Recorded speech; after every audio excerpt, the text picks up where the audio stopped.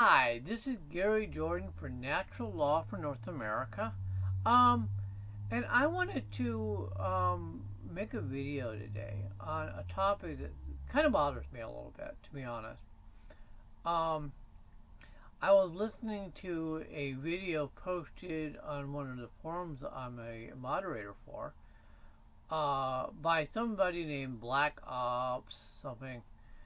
Um, anyway, Black Ops Secret Systems or something like that. Anyway, I'll try to when I post this, I'll try to have the video link on it so you can see it.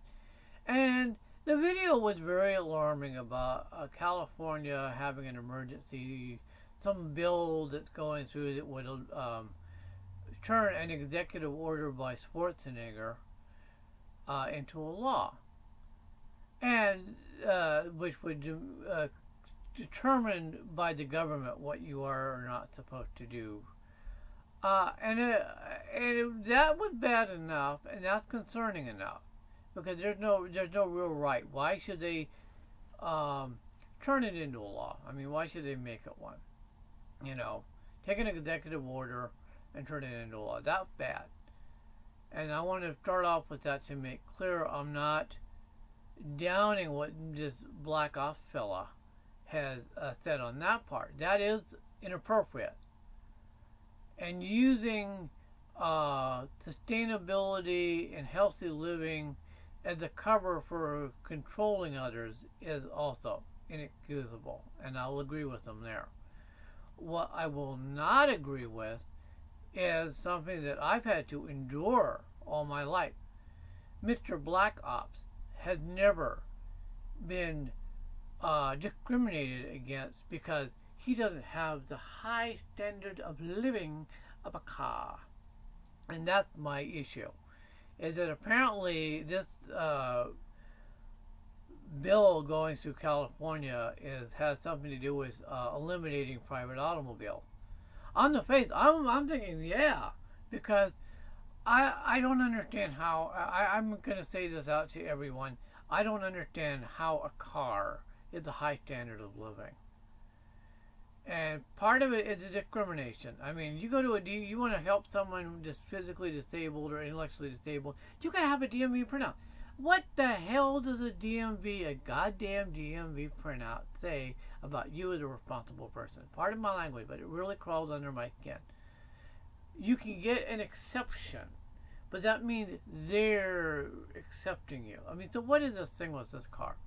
Well, under natural law and under our Articles of Republic of Earth, one of the characteristics is how we relate to the rest of the world, how our actions make or harm others, including the life itself. So, how does the car stack up as a high standard of living? It doesn't really stack up very well. First off, the metal is often aluminum and other substances that it turns out destructively harms the electrical fields coming from your own body. So you sit in that car all day, you're hurting yourself. Whether you think you are or not, it's harming your electrical field. That's not high standard of living. You don't get exercise.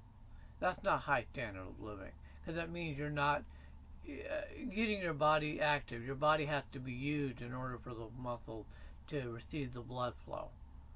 So those muscles that aren't getting exercise don't get blood flow. Simple as that. So that's not a very high standard of living.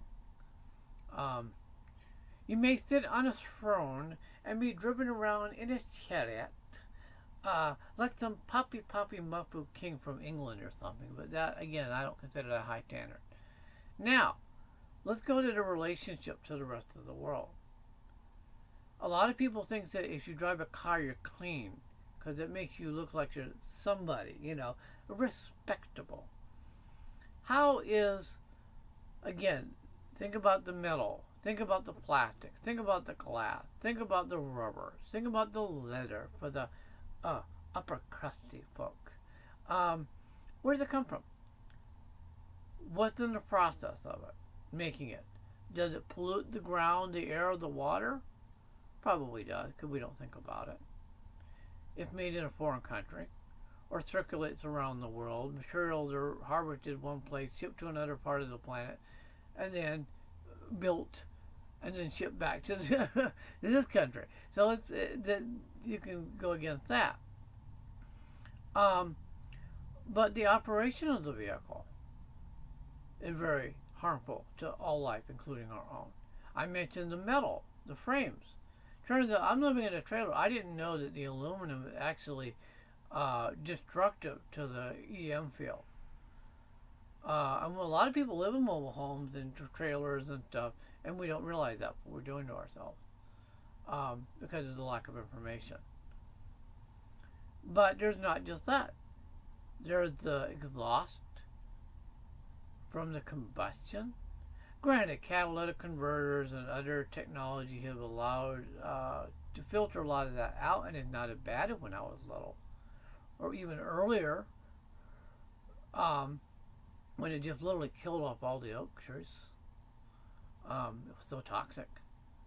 But you got the fluids, drip here, drop there, but that adds up when you talk about thousands of cars every day going across the street.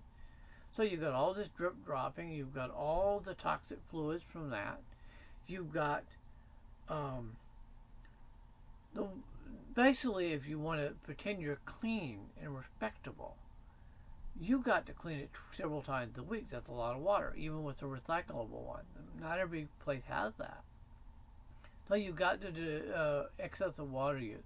The gasoline itself comes from another part of the world. And even when it comes from the U.S., you got the refining processes. That give people asthma and all this other stuff. So I don't see how that is a respectable, clean life, except for the very end user who gets the status symbol. Now, we're going to go back and circle back to my pet peeve. My personal, not just the environmental pet peeve, but the personal pet peeve as a physically disabled person. You may or may not be able to see on the video, my eyes are screwed up. I may get some of the vision that I never had. I may get some of what I used to have back. I don't know. I've had a lot of surgeries, a lot of eye drops. Allopathic medicine has not been overly successful. But I'm cool with that. I'm actually cool with walking. It's healthy. I've outlived quality-wise life that I should have lived because I was walking. But I don't see how being a business person. I had someone my mom family knew, someone my mom knew, her family, one of their relatives pop up about, oh, but the business people, we got to have a high-class car in order to be respectable. How is that anything related at all to whether or not you're smart, you're skillful at what you do? How does a stupid-ass car do that? That's my pet peeve. I mean, that really drove me up. I don't understand it. If someone in the comment section or any of the forums I might post this on can answer that, please do, because I don't understand it. I don't see how a personal car drivership makes for a high quality of life, for a good life, for something you want to pass down to your children. I don't understand it. I'm 47.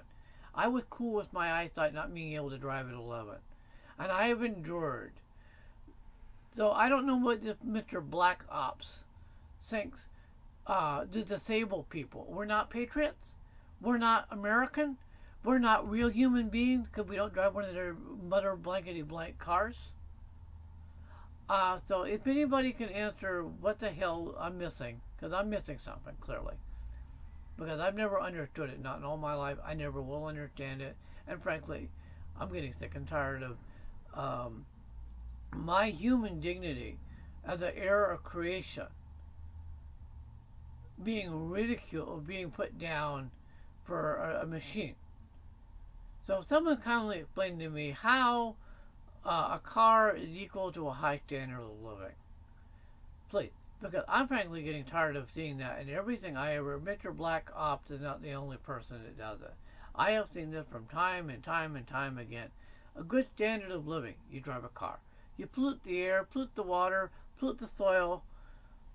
discriminate against those that can't drive and makes them less of a human being because they got to be towed around like a little baby in a diaper or a little puppy dog. I don't see how that's a high standard of living. So anyway, that's my rant, and hope you guys all have a great day. Bye bye.